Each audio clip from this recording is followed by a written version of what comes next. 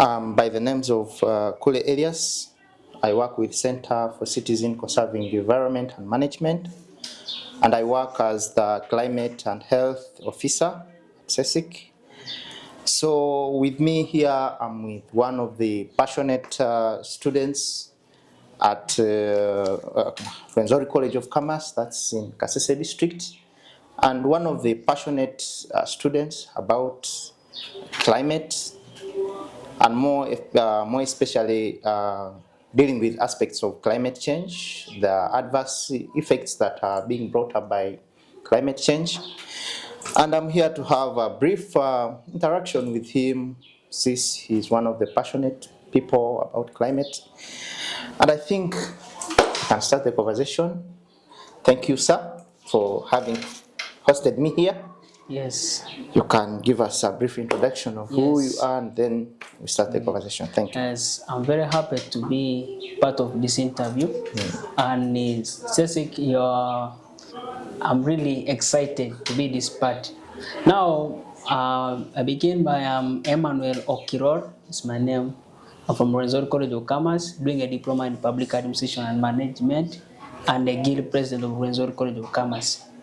I'm so excited to be one of the advocates for climate change in this country, and most especially Kasese, because there's a lot what I've experienced in this place of Kasese, and we need to change it, really. That's why I'm today with this you. Thank you so much, the guild president, for such a mighty institution, Rwenzori College of Commerce.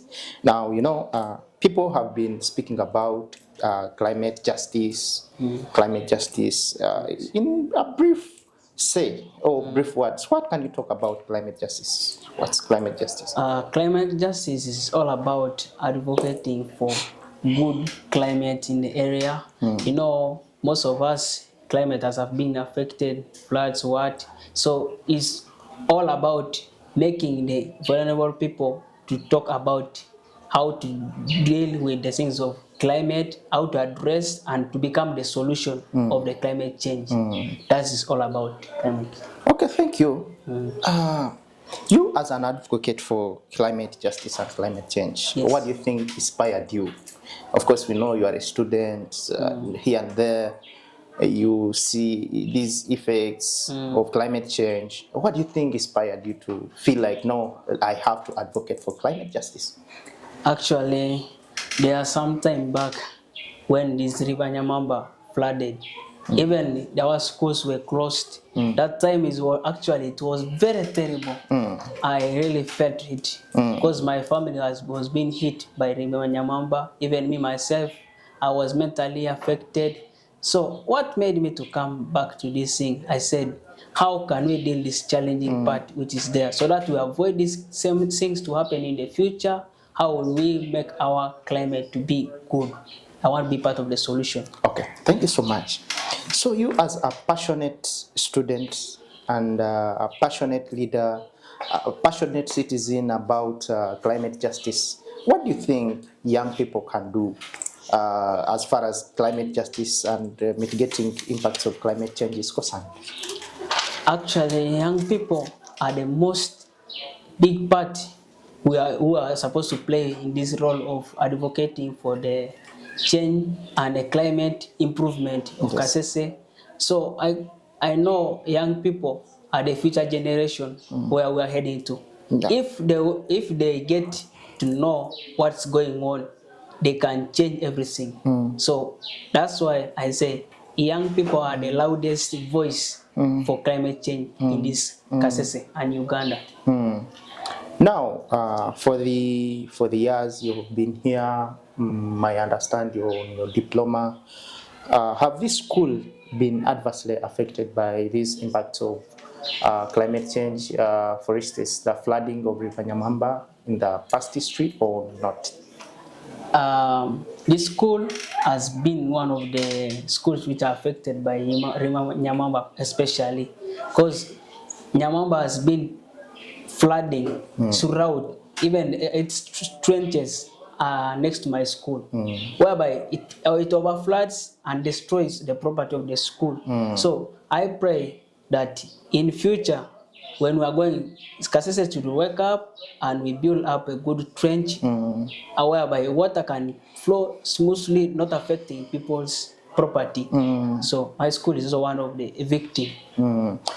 Now, you being one of the passionate leaders and the guild president, Yes. do you think it's right to integrate climate resilience education into the new curriculum that is being introduced? Because we see the new curriculum that is being introduced advocates for hands-on skills. But now, as far as climate change and climate effects are concerned, we have to address this. And we think bringing them into schools, it can be better. Do you think it's a better option for integrating these aspects of climate education into the new curriculum? What do you say about I it? support it 100%. Do you know why? If climate is affected and we don't understand it well, that means we're already affected. Yes. Mentally, physically, everything is affected. Emotionally. So if they introduce this kind of studies, how to deal with the climate and our climate changes, we'll have a good and quality environment whereby we can do everything smoothly. Okay. We can go to school smoothly. We can have a conducive environment whereby you can sit in a cool place, and also floods will not attack us. Okay. Because since we have many trees, we have we have planted a lot of things. So if they embark that thing into the curriculum, you will have a good Uganda which we need. Okay. A Uganda which has a cool environment, which can affect, and we can never have such bad things. Okay, thank you. We understand that Rwenzori College of Commerce is a very big institution. Yes. And we know that students there are of different calibers. Yes. And to speak out, I think we have vulnerable people here as students, such as the lame people. When these calamities occur, when flooding occurs, as we are, I think as per history, we are expecting some floods in May. Now, what strategies you as the guild president have in place that whenever the place floods or whenever floods occur, they say during daytime, well, these vulnerable students are in class, the lame, what arrangements do you have for them as a school? Do you have a special arrangement, or what can you do to them? Our school is one of the schools which support those kind of people personally, because this school sponsors even them. So during those kind of hard times, they try to bring like motorcycles to ferry those people out to come and do their exams and also to go outside. So we always help them. Okay. Because my school supports the needy. Okay. Mostly, that's the aim of Rwenzori College of Commerce. Okay, it supports the needy. Thank you so much. CECIC is one of the NGOs that advocates for climate justice. Yes. And is implementing several projects around the globe, more especially in Kasese and Uganda. Have you ever gotten chance to participate in one of the activities that CECIC participates in, such as like any activity, road cleaning, planting trees? Have you ever had a chance to interact with these guys?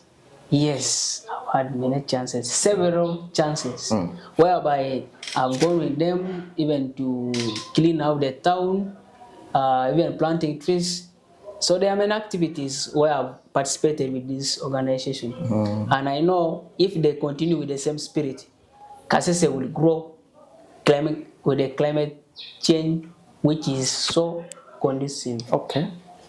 So CECIC, I appreciate your work. You're doing well. You're building our environment well.